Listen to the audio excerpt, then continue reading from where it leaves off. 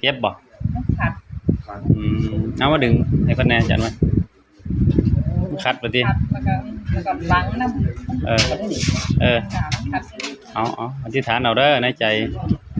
เดี๋ยวก็ขึ้น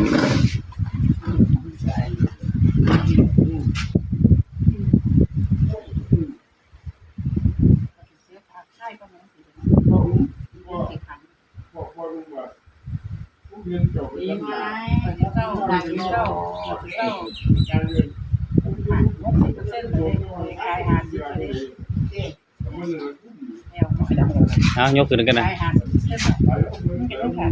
ยังขัดอยู่เนาะเดี๋ยวก็เศร้า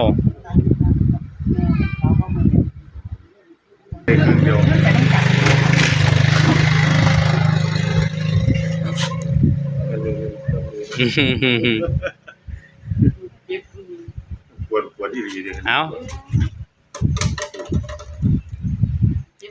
ายกเบิ่งกันนะสุดไปโอ้สุดแล้วตัวน่ะได้เอาลงอีก เดียว เอาเขาเมื่อวันนี้